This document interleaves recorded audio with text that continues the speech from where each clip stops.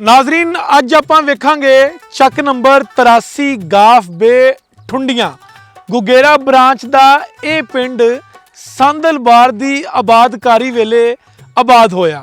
ਇਸ ਪਿੰਡ ਦੇ ਵਿੱਚ ਤਕਰੀਬਨ 98% ਮੁਸਲਮਾਨਾਂ ਦੇ यानी कि मुकामी घर मौजूद सी ते 2% यानी कि 4 घर जिहड़े सी वो हिंदुओं के मौजूद सी। सन 47 की वंड वेले वो 4 घर भी उठ के चढ़ते पंजाब चले गए तो यह पिंड जिहड़ा सी वो टोटली मुकामी लोगों का यानी कि मुसलमानों का हो गया। इस पिंड दे विच हुण की हालातों वाक़यात ने, इस पिंड दे विच किन्ने किस्म दीयां बरादरियां वस रहीआं ने, पिंड दे विच किन्नियां नंबरदारियां ने, ये तुहानूं विखालांगे अज दे इस प्रोग्राम च जिहदा नाम है लहिंदे पंजाब दे पिंड। तुसीं साडे नाल जुड़े रहो।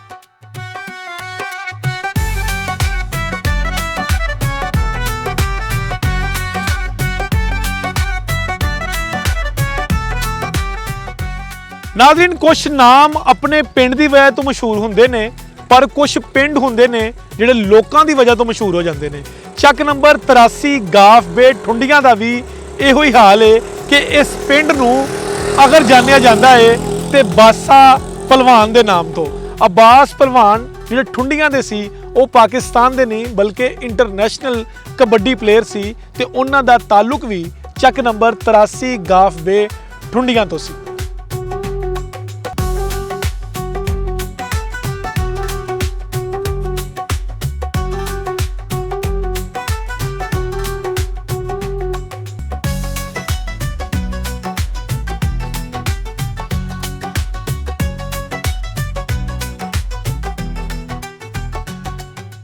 इस गल च रत्ती बराबर भी शक नहीं कि पंजाब दे विच किसानां दा बुरा हाल है, पर पिंड दे विच किसानी जिहड़ी है वो हले भी नंबर 1 ने। इस पिंड दे लोग जिहड़े ने वो कनक ते कमाद जिहड़ा है वो अपनी फसलों दे विच बीजदे ने। 40 मुरब्बियां ते ये पिंड मुश्तमिल है। 4000 इस पिंड दी आबादी है। पिंड दे विच सरकारी स्कूल मौजूद है। पिंड दे विच 4 मस्जिदां ने। इस तो इलावा पिंड दे विच मिनोरिटीज़ यानी कि मसीही बरादरी जिहड़ी है वो भी 1% मौजूद है ते उन्हां दा चर्च भी पिंड दे विच पूरी आबोताब नाल मौजूद है।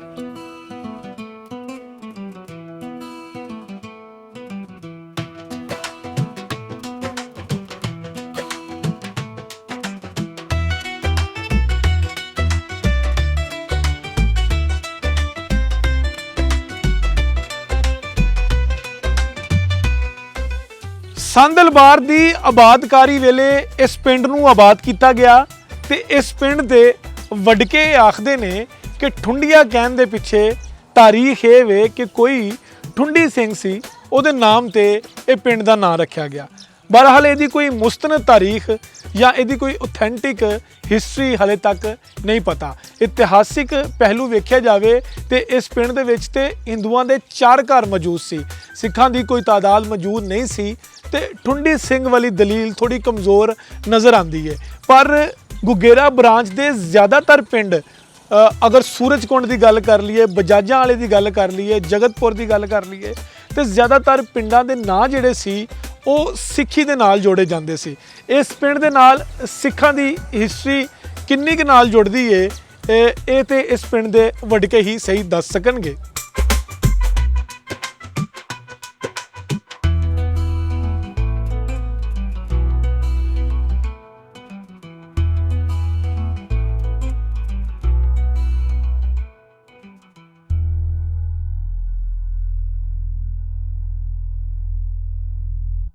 माई नेम इज़ मुहम्मद अशरफ।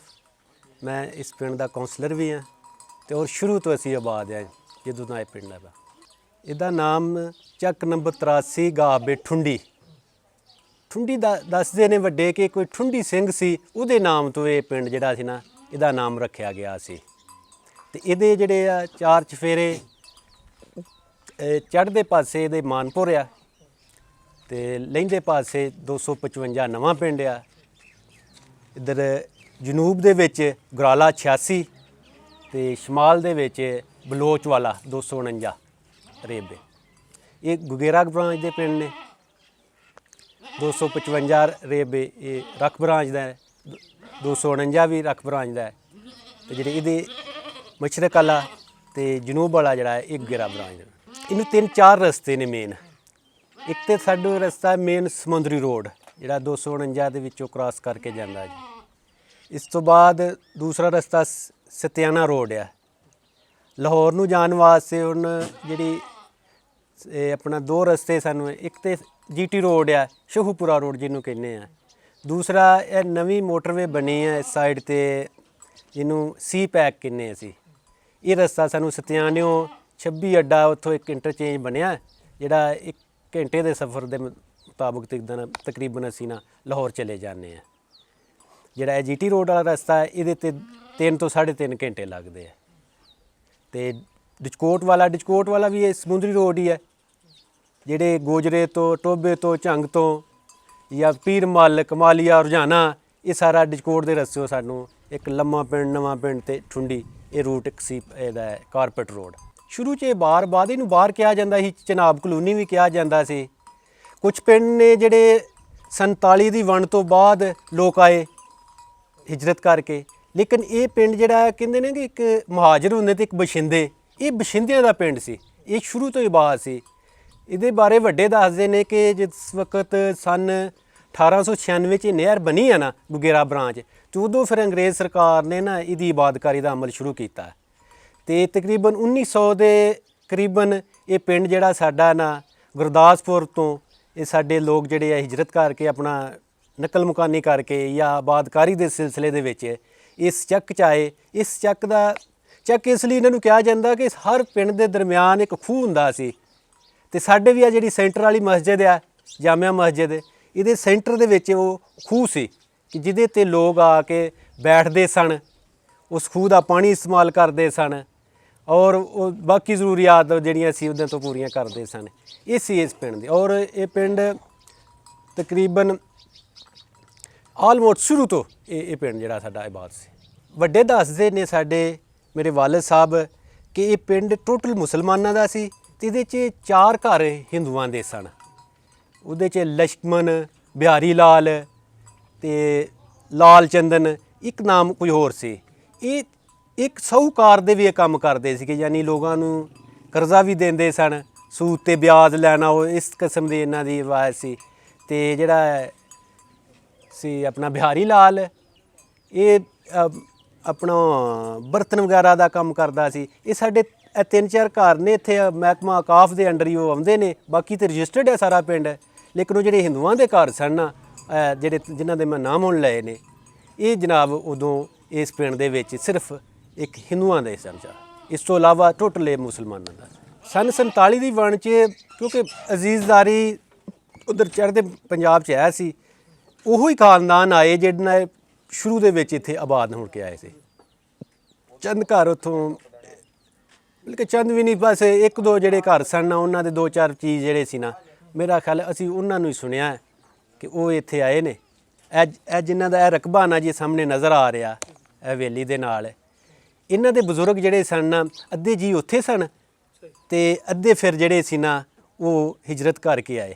ਤੇ ਉਹਨਾਂ ਦੇ ਕੋਲ ਅਸੀਂ ਬਜ਼ੁਰਗਾਂ ਕੋਲ ਬੈਠਣਾ ਨਾ, ਤੇ ਅਕਸਰ ਉਹ ਫਿਰ ਨਾ ਸਾਨੂੰ 47 ਦੀ ਵੰਡ ਵੇਲੇ ਜਿਹੜੇ ਹਾਲਾਤ ਪੈਦਾ ਹੋਏ, ਉਹ ਕਿਸ ਤਰ੍ਹਾਂ ਇਹਨਾਂ ਮੁਸ਼ਕਲਾਤ ਦੇ ਨਾਲ ਇਹ ਜਿਹੜੀਆਂ ਨੇ ਇੱਥੋਂ ਤੱਕ ਦਾ ਸਫ਼ਰ ਕੀਤਾ, ਉਹ ਸਾਰੇ ਜਿਹੜੇ ਸੀ ਲਮਹਾਤ ਸਾਨੂੰ ਇਹ ਦੱਸਦੇ ਸਨ। ਤੇ ਬੜੀ ਇੱਕ ਕਰਬਨਾਕ ਜਿਹੜਾ ਸੀ ਨਾ ਉਹ ਹਿਸਟਰੀ ਜਿਹੜੀ ਆ ਉਹ ਅਸੀਂ ਸੁਣ ਕੇ ਖੁਦ ਵੀ ਸਾਡੇ ਅੱਖਾਂ ਜਿਹੜੀਆਂ ਨੇ ਨਾ ਭਰ ਜਾਂਦੀਆਂ ਹੁੰਦੀਆਂ ਸੀ ਤੇ ਦੇਖਦੇ ਸਾਂ ਕਿ ਇੰਨੀਆਂ ਮੁਸ਼ਕਲਾਂ ਦੇ ਨਾਲ ਇਹ ਜਿਹੜਾ ਵਤਨ ਹਾਸਲ ਕੀਤਾ। ਅਲਹਮਦੁਲਿਲਾ ਜੀ, ਸ਼ੁਰੂ ਤੋਂ ਜੇ ਦੇਖਿਆ ਜਾਏ ਤੇ ਉਸਦੇ ਬਦਲੇ ਮੈਂ ਆਪਣੇ ਬਚਪਨ 'ਚ ਦੇਖਿਆ ਜੀ ਤੇ ਉਦੋਂ ਕਿ ਟਰਾਂਸਪੋਰਟ ਦੀ ਐਡੀ ਸਹੂਲਤ ਨਹੀਂ ਸੀ ਕਿ ਪੈਦਲ ਇੱਥੋਂ 2-4 ਕਿਲੋਮੀਟਰ ਜਾਣਾ ਪੈਂਦਾ ਸੀ ਸਾਨੂੰ। ਉਹਦੇ ਹੁਣ ਅਲਹਮਦੁਲਿਲਾ ਕਿ ਕਾਰਪੇਟਡ ਰੋਡ ਨੇ, ਸਕੂਲ, ਡਿਸਪੈਂਸਰੀ, ਸਾਡੇ ਚੱਕ ਦੀ ਇੱਕ ਇਜ਼ਾਫੀ ਆਬਾਦੀ ਮਲਮਮ ਹੈ 83 GB 'ਚ ਹੀ ਆਉਂਦੀ ਹੈ। ਉੱਥੇ ਬੇਸਿਕ ਹੋ ਜਾਏ ਹੈਲਥ ਸੈਂਟਰ ਬਣਿਆ ਜੇ, ਕੁੜੀਆਂ ਮੁੰਡਿਆਂ ਦੇ ਮਿਡਲ ਸਕੂਲ ਨੇ, ਠੀਕ ਹੈ। ਇਸ ਤੋਂ ਇਲਾਵਾ ਸਰਕਾਰੀ ਤੌਰ ਤੇ ਇਹ 2 ਹੀ ਚੀਜ਼ਾਂ ਨੇ ਸਾਡੇ ਕੋਲ। ਬਾਕੀ ਪ੍ਰਾਈਵੇਟ ਜਿਹੜਾ ਆ ਉਹ ਸਕੂਲ ਵੀ ਹੈ ਨੇ ਨਾਲ।